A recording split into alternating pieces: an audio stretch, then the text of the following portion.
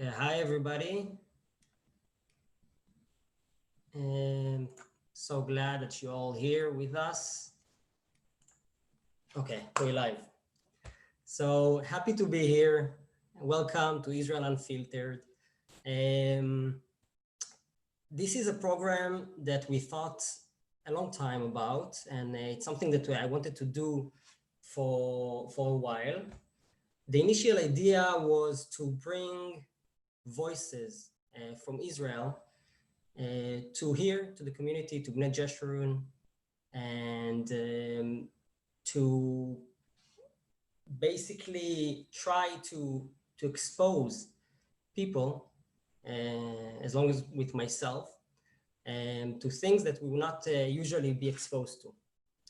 So, hi everybody, my name is Abir Malianker. Most of you know me, but not all of you. So those of you that still don't know me, I'm the Director of Israel Engagement in B'nai Jeshurun community, B'nai Jeshurun community in the Upper West Side in New York. And as I said, I'm very thrilled and very happy to be here and open this series of Israel Unfiltered. We'll see how many meetings we're gonna have, but for sure we're gonna have 3. We're gonna have one here now in June, one in July, and one in August. Each time is gonna be very different because, as I said, the idea is to bring spectrum of voices, spectrum of organizations, spectrums of people that will enrich our knowledge about Israel, but not only, because I think, as you will see momentarily, that many of the things and the issues that we're gonna talk about in this program, in Israel Unfiltered, is going to be, it's talking about Israel and Israeli society, but I think it can be also applied to many other cultures and societies and countries. Yeah. So, and because we don't have much time, we're gonna end at 12:30 and try to be respectful for everybody's time as much as possible. So without further ado, I want to tell you a little bit about what's going to be happening today. Today, we're gonna speak about a very special organization, and unique, and its activity and what he's doing about his audience that he's addressing. And this organization named Bat Kol. We're going to speak with Bat Kol CEO, Tehila-Atias-Basa, which is going to tell us a little bit about the organization, about how she came to work in this organization, what she came to do, and hopefully learn a little bit more about lesbian and queer in the religious Orthodox community, but not only in Israel. But not only that, we're privileged to hear Dan Nadal, which most of you, as I said, most of you also know him. Is our amazing music director here at BJ. Dan made and is doing amazing things. But for those of you who don't know him, I'm gonna introduce him shortly. Dan is an Israeli-born, New York-based guitarist and composer whose personal style combines flamenco, jazz, and Middle Eastern influences. He is a band leader and a solo performing artist and a collaborator with a multi-national Neo-Balkan groups, Gravace, he probably will correct me in a second. And he's been in BJ since 2017, doing an amazing job. Together with Dan, we're gonna hear an incredible flutist named Hadar Noiberg, which also, thanks to Dan, we can have her today with us.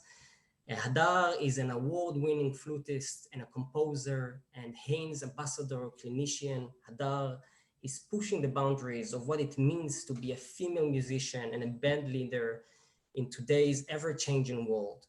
From classical music to jazz, Brazilian choro to Middle Eastern music, Hadar's eclectic musical background experience has led her to create her own style that fuses all these influences seamlessly, both in her composition as well as in her style of playing. So before we're gonna start talking about Bat Kol and religious identities and LGBTQ community in Israel, please, Dan and Hadar, I would be very happy to hear some of your great music. We'll start with Miorinka, right? Am I saying it right? Morinka. Ladino tune. Thank you so much.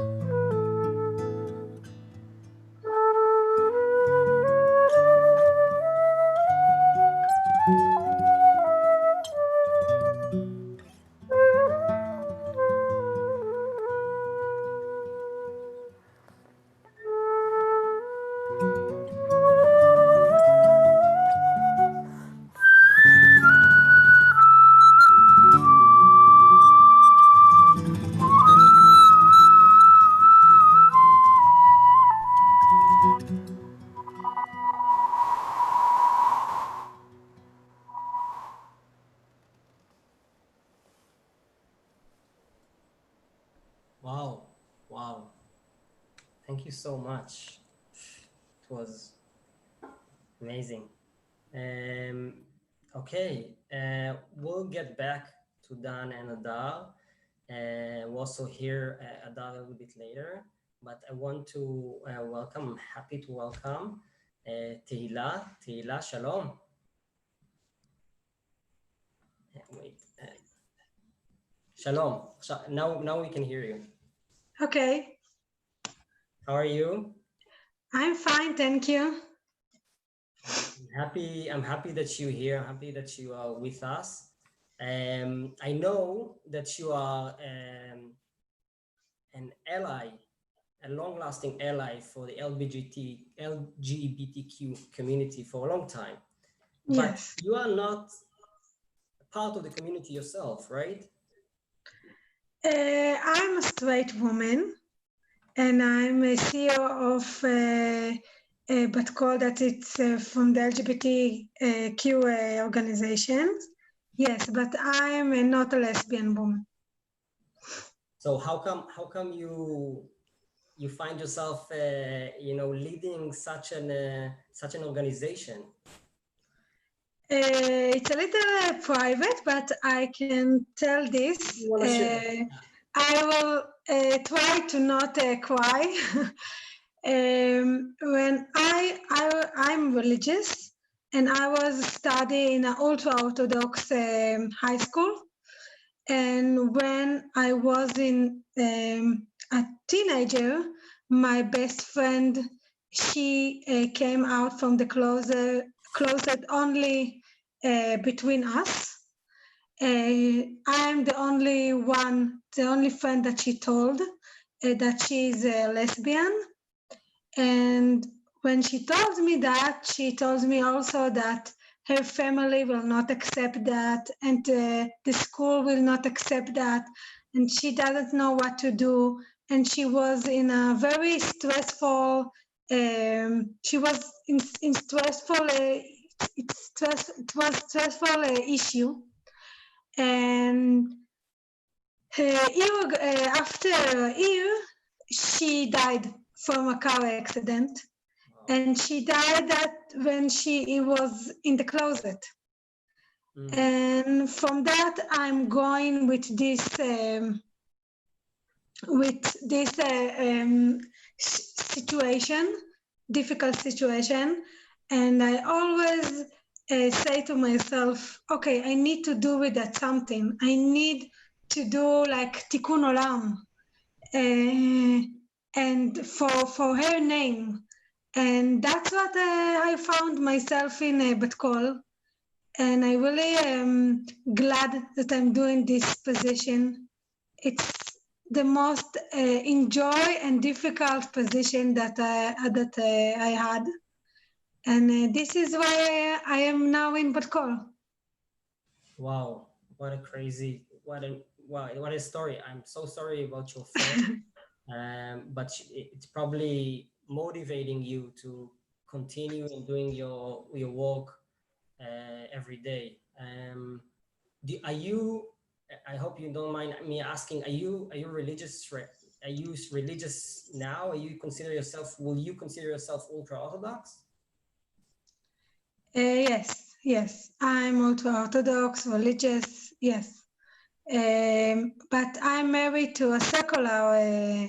My husband is a secular, from the secular, but our home is, I'm ultra-Orthodox, and my kids are educated in Jewish, in Orthodox school. Orthodox schools. Yes, so not ultra-Orthodox school, Orthodox school, yes. So you're raising your kids Orthodox as well? Yes. Wow, interesting. And I know, and we'll come to talk about Bat Kol in a second, but I know that, one of the questions that's always regarding the community and what we're going to talk now is, can you be a part of community without being gay or without being lesbian and so forth? And I think it sounds like the answer for that, at least from your part, it is, because you are so involved with the community and you're doing so much that even without being lesbian or gay, you definitely see yourself, and correct me if I'm wrong, as part of this community. Yes, I think it's very important to promote the LGBT community, because even if I'm not from the LGBT community, but maybe my kids will be, maybe not maybe, my friends are, some of them, some of my family is from the LGBT. It's maybe. I'm not from the LGBT community, but a lot of my friends and my family are from the LGBT community. So I think I'm doing that because I want a better place. I want that my state, in Israel, will be a better place to maybe, if my kids realize that they are from the LGBT community, or my family, and I'm doing that, like I said, tikkun olam, because I want to raise my kids in a better place, equally place. Yes, but let me go straight to the main question, maybe. Religion or orthodoxy, Judaism, and being a lesbian woman or queer woman. How are these two things are? It seems like it's two separate things. What we used to almost intuitively is not to combine these two identities together. But what's so unique about Bat Kol, and as I said, in a second we go a little bit deeper into the organization, but what's unique is that a large portion of your crowd is a crowd that is both Orthodox, religious, hold this identity inside of him, but at the same time, are lesbians and queers. Yes, but in Bat Kol, we are saying, okay, we want to be religious, and that's how God made us. So what we will do? We need to choose. Why we need to choose? Bat Kol said to our member, no, you don't need to choose. You can be religious and you can be also lesbian, bc, transit, what you are choosing to be. You don't need to choose. And I don't think that it's I don't think you need to choose. That is why Bat Kol is like a oasis for this woman, because because all the time people say to them, you need to choose. You cannot be lesbian and religious. You need to, okay, if you are religious, so you don't allow to be lesbian. If you're lesbian, you don't need to be religious. And that's why Bat Kol is like oasis, because we say to them, you are okay, you are fine, we love you as you are, and you don't need to choose, it's okay. And so, but I guess you get a lot of pushbacks. Like I would not know, but from what I can imagine, like being Israeli, and I know a little bit about the religious Orthodox community in Israel, and I'm sure there is a lot of pushbacks from rabbis and community leaders. Is this part of what you do? This is part of what you do in the organization, right? Yes. 1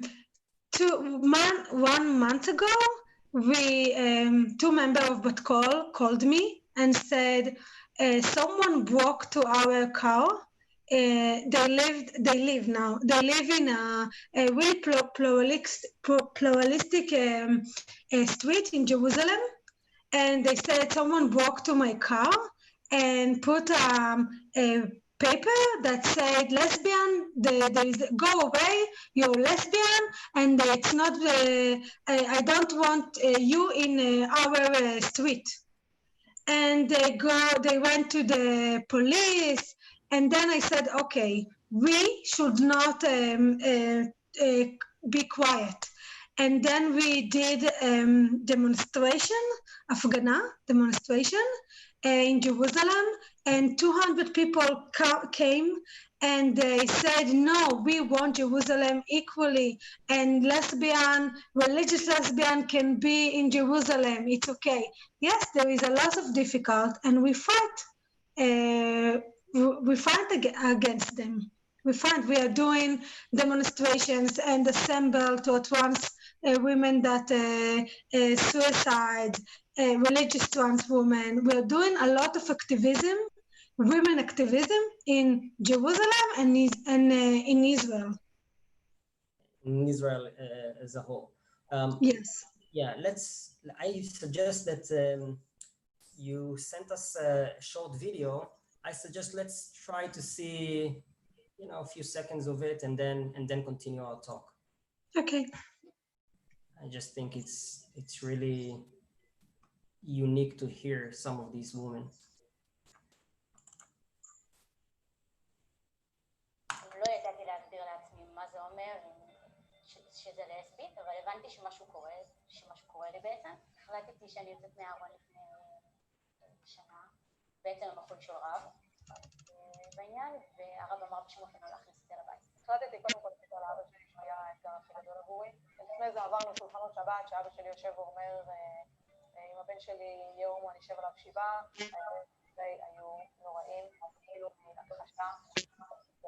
לא מבינים את זה, אבל שתיקה רועמת, פחדתית נורא קשה לקבל את זה, לא יודעים איך לאכול את זה. היו עושים לי סוג של, אני רוצה לקרוא לזה טיפולי המרה בתוך הבית, והוביל אותי למקומות של ממש תחושת בדידות נוראית, עד כדי מחשבות אובדניות.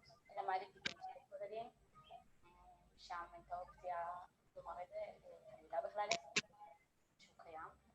נחשפתי להמון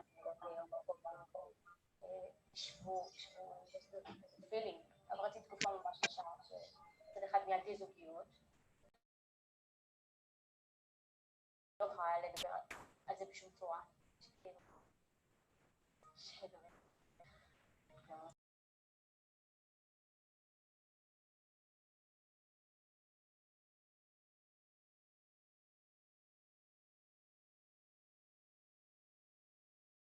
שיעזרו לי, שיגידו שזה בסדר, שיהיה לי איזושהי אסמכתה. ולא קיבלתי. לא, אף רוב לא הסכים להגיד שזה בסדר. Wow, it's very hard to hear these testimonies. Very difficult, and Bat Kol sometimes is the only family for this woman, for all these women. There is a woman, religious lesbian, that their family accept them and it's okay, but a lot of them, it's very, very difficult. And some of them their family throw them from the home, and their family are denied them, and we say, no, we are like your family, so come to us. We are come as you are to Bat Kol. And yes, we're doing also Shabbat meal and holidays meals because they don't have place to eat in Shabbat. And sometimes we are the only home, the only community. I can imagine. Let's continue this in a second. Hadar, are you with us?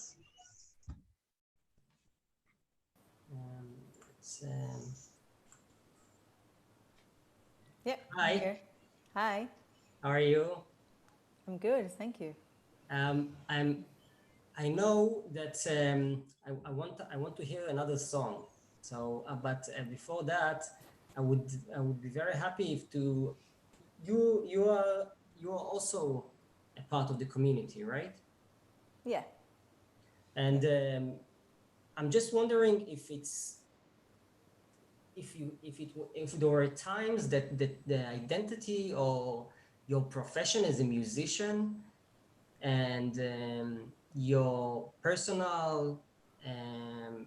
identity came together, or are they completely separate things, which it's difficult for me to imagine, but I would think that these two identities can come, like the religion and the gender or sexual relationship, sexuality are usually or sometimes colliding, like Tehila tell us. I'm wondering if you happens to be the same with your profession or with your being as a musician. It's a good question. Well, first of all, I have to say it's such a pleasure and it really warms my heart to hear Tehila speaking, because I grew up thinking that there isn't a place for that in the religious community. Not that I'm religious, and my parents were very accepting, and I feel every day how lucky I am for my family to just be accepting it like it's nothing. I mean, it should be accepted like it's natural, because it is natural, you know. Like sometimes I think many people talk to me about being a woman musician, like a female musician, you know, even more than being like a LGBTQ musician.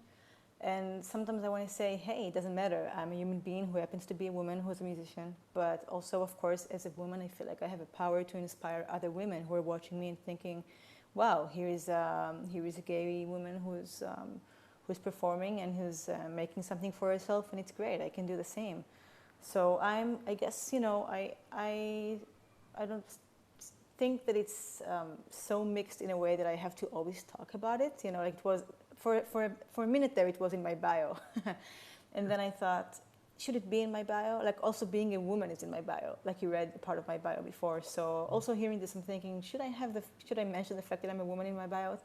These are interesting questions, you know, that are important to be asked, I feel. So I definitely don't hide. I definitely present myself, and I have to say that it has helped me to build like a healthier relationship with men in this business sometimes, you know. Oh, she's gay, so, you know, nothing can happen there, you know. So I feel like in that way, it was always on the open, and it was always great. So I never felt really being discriminated upon for being gay as much as I was for being a woman, actually. It's interesting what you're saying, because I feel like it happens with a lot of identities. This tension, how is it got to do with me being a Sfaradic or Mizrahi to what I do? And but from the other hand, sometimes it's hard to have this complete separation, and we are complex creatures, and it's completely. Yeah, and I'm wondering, were there a time when music in your own journey where it was connected to your identity as a woman, as a LGBTQ, a specific song or period in your life that you can tell us about? I think actually moving to New York, I was pretty young. I was 21 when I moved to New York, and it was kind of, I think I probably came out to myself maybe only 5-6 months before that, and at the same time to my family. Well, they kind of got the message. I didn't really come out. They kind of asked me, and I didn't deny. I said, yeah. So, but then I left to New York, and sometimes I reflect back and I think that maybe I escaped to New York rather than left, because I felt a bit like maybe it was harder for me in this tiny familiar village. It's not really a village, but Israel is a village. So in that way, I felt like maybe it was too familiar and too much. And in New York, I was walking the streets and nobody knew me, and I was like, oh, I'm gay in New York City. That's cool. A gay musician in New York City. Like there's like hundreds like me, and that's nice. And that freedom probably was crucial to my development, and my development was crucial to my musical development. So in that way, I feel a part of me understanding more my gender identity or my sexual identity helped me with understanding my identity as a musician. As an Israeli, it was easier for me to reflect back and feel more connected when I was out, when I was away, when I was abroad. So I was able to connect to my roots from a cleaner place. So that was really a huge, huge thing for me, I think. Sometimes we need to go a little bit away to connect to ourselves and build ourselves. It's so true.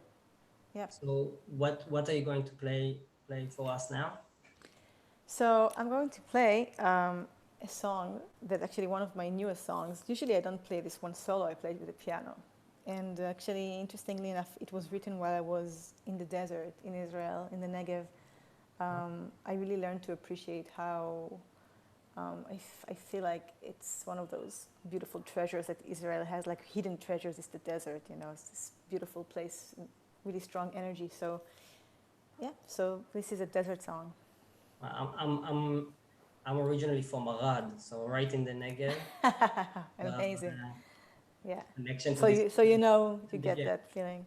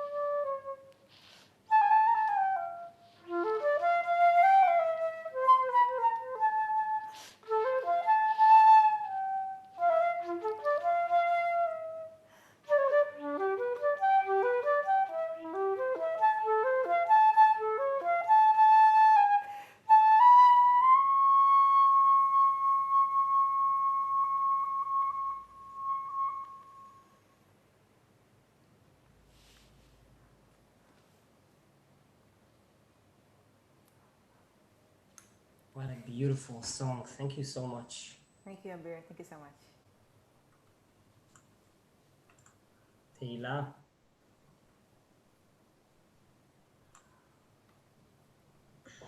Hello. Hi. Hi. Yeah, we can Can see. you hear me? Yeah, we can hear you and we can see you. So I want to continue and speaking about Bat Kol, and I know that you're working in few levels. There's few things that you're doing to promote your cause. Can you tell me a little bit about the other part, about the educational part? Yes, we're doing Bat Kol promotes educational programs for tolerance and acceptance of the other. More specifically LGBTQ people in a religious society, aiming to enable a life of partnership and equality within the religious society in Israel. We are also, I think I mentioned that, but Bat Kol is unique among the LGBTQ organizations in Israel is that we are the only one serving queer religious women. We are the only women organization in Israel. It's crazy, yes. While at the same time we have been an active members of the forum and activities of the LGBTQ organizations. We offers social group session, Jewish holiday event, social discussions group, and a national community Shabbatot, and many other special projects for members of Bat Kol. And also we're doing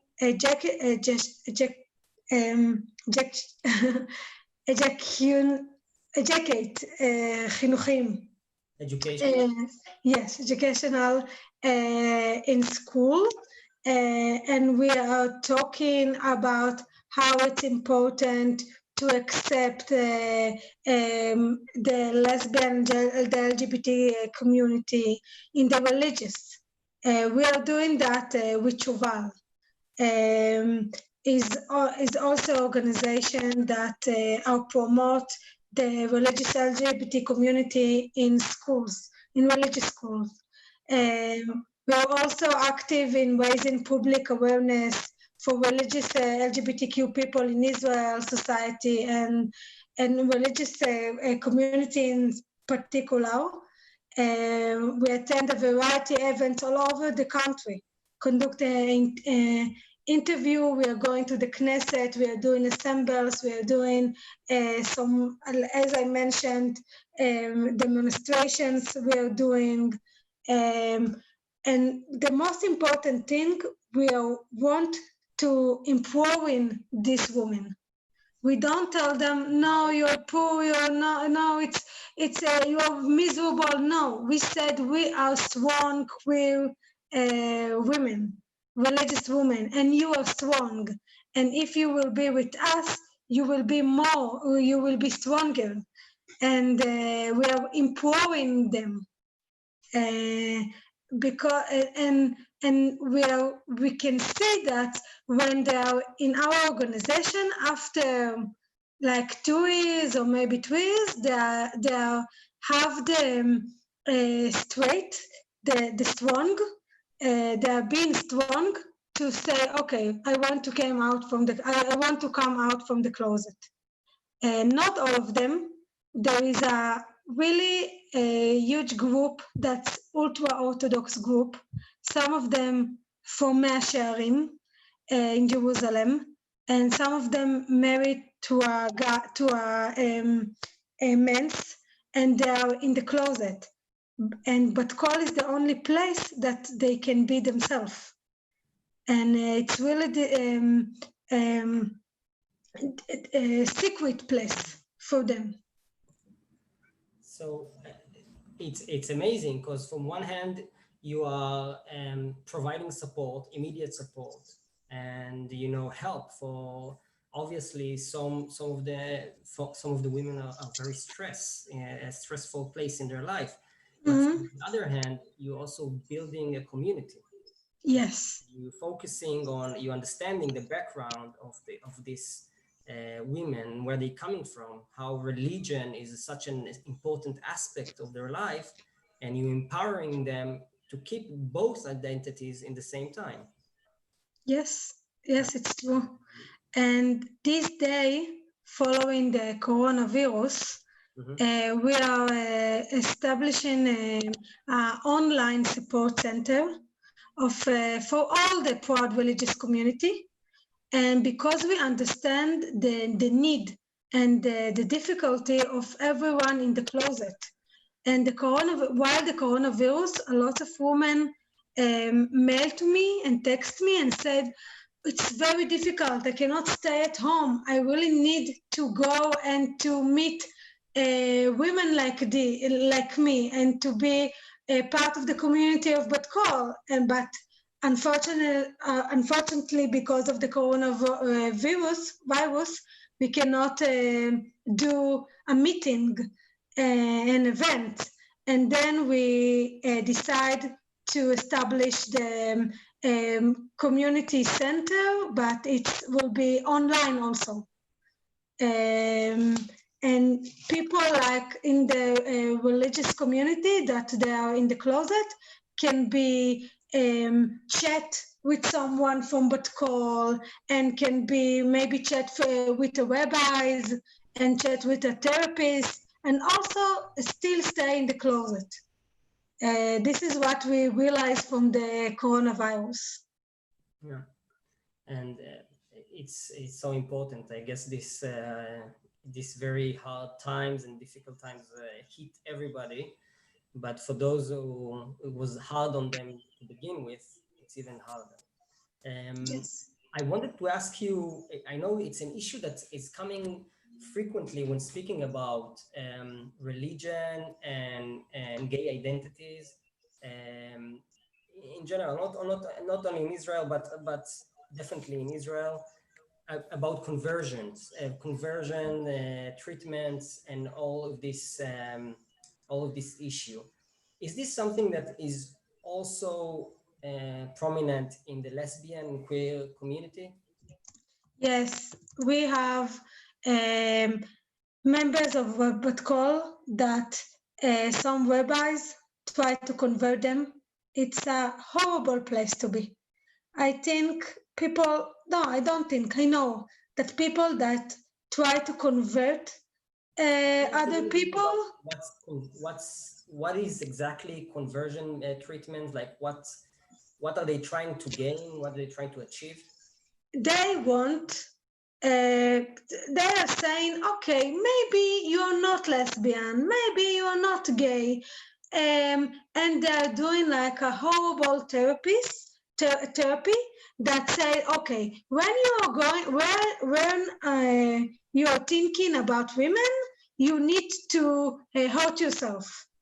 Like to punch yourself or something when you think in women. Some rabbis suggest some of our members, okay, you need to be with a man, go and have sex with him, and it's a horrible place to be. And I think that people that doing this therapy convert therapy and convert. This is convert therapy. There is for them there is a place in hell, and it's like a gray area, because they don't say I want to convert you. They don't say this. They say no, just come to a therapy. We talk about it, and then after that she's coming to a few meetings.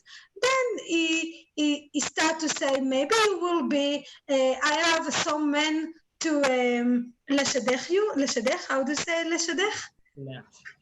To match. He's a very nice man. So go out with him, and when you think about women, punch yourself, and you're confused, you're not really lesbian. And we need to understand that to be religious lesbian, it's a difficult place. It's to be lesbian in Israel or to be lesbian in it's in the start, it's a difficult place. And to be lesbian religious, it's more difficult. And when you're going to rabbi or your parents are sending some of our members to these rabbis, it's hurt them very, very much. It's very hurt them. And some of them try to suicide. And it's difficult. So yes, we are doing with together with other religious organization in the LGBT community. We are we are fight in these therapies, and we are doing now like a newspaper that we are advertising in shuls in Israel that said, no, you cannot allow this therapy. It's not good. It hurt. We are talking with friendly LGBT community rabbis that are gay friendly, and we ask them to write some things against them.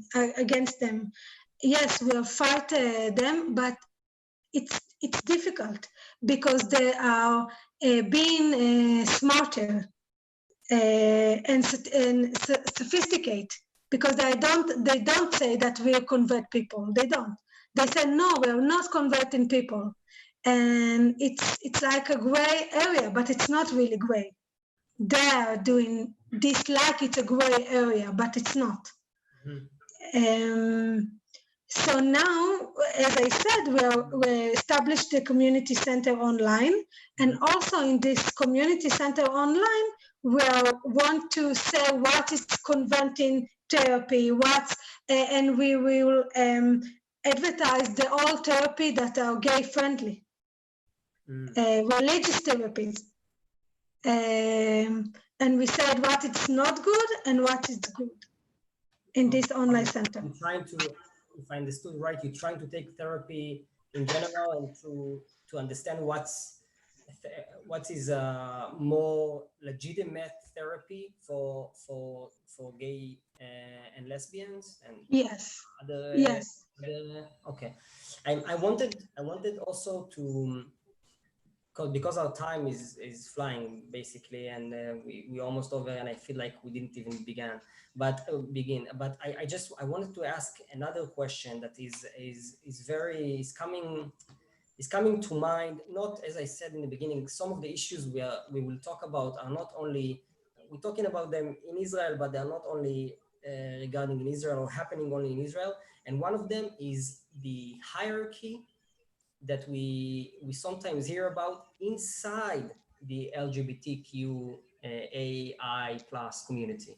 And it's I think it's important to mention that, because we know that, and I know from speaking with you and from speaking with others, that some of the discourse around the community is also inside the community is male oriented. And I would be happy if you can elaborate a little bit about that, and how do you feel it, and how do you experience it as someone who leads a predominant female organization in the community?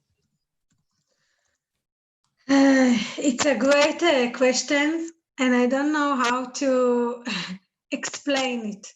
Why we are the only queer women in the LGBT community? Why we are the only women organization in the LGBT community? I don't know. Maybe because men they have more time to volunteer. I don't know. I really don't know. I hope that there will be a lot of women organization in Israel and in the LGBT community. And we try to do this also. We are say that we are doing a lot of things to women, not in this month that it's a proud month. We are doing things in in our Facebook page for women, and we said women's talks proud and some like this. And we try to empower all these women, all the lesbian, BC, trans women in Israel.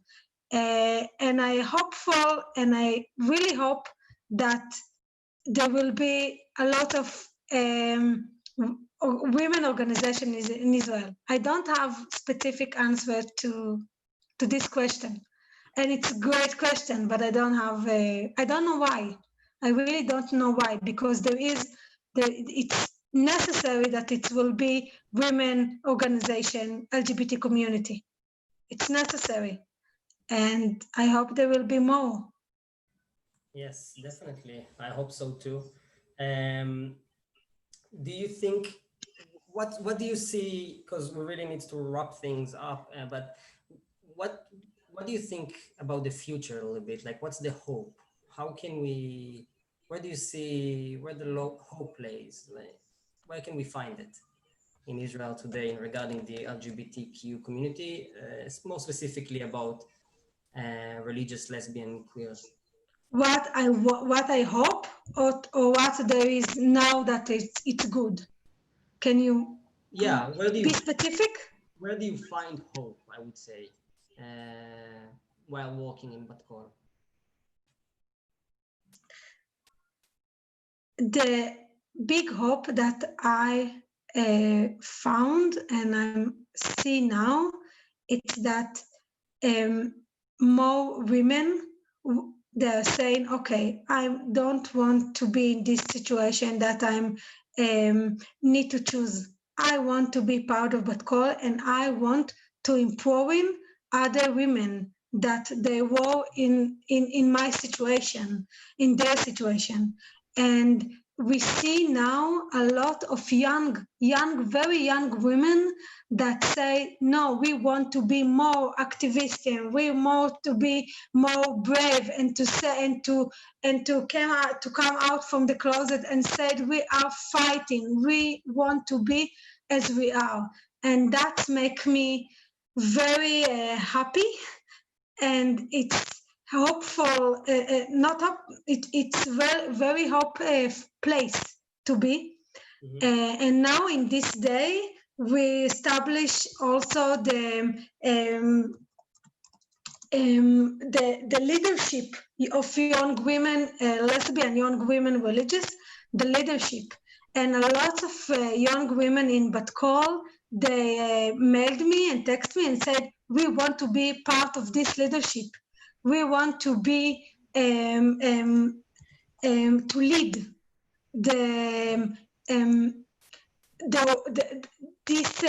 what we are doing in Bat Kol. We want to empowering other women. We want to be more activists in the religious community, and this is makes me happy. It makes me happy. So we need to. I would like to take some questions from the comments, but we don't have much time, so we'll take one.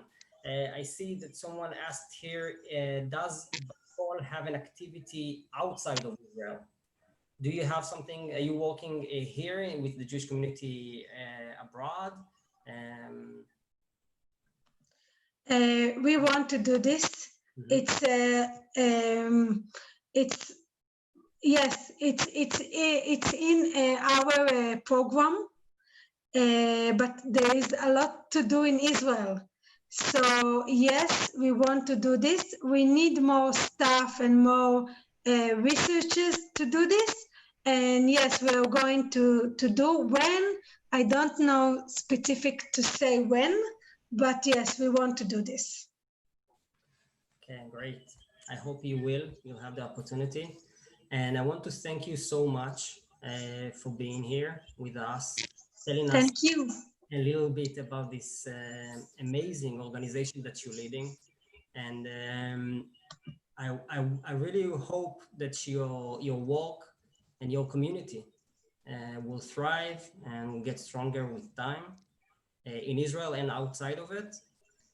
Now we will hear another nice tune from Dan and Hadar. But before that, I want to tell you a little bit about next time we're going to meet. Next time we're going to have a beautiful, amazing, very thought-provoking session with Sigal Cook Avivi, which is one of the most predominant, important, influential social activists today in Israel, especially in the arena of asylum seekers and refugees. And we will also hear some of the music of an amazing refugee that went through all the way from Eritrea to Israel, and now she is in Canada. And I really all invite you to be with us next time. It will happen in July 16th. Also a Thursday, same time, 6:30 Israel, 11:30 a.m. In the US. And I want to thank so much to Hadar. Hadar, thank you to Hadar Rabba for being with us today. My pleasure. Thank you for having me.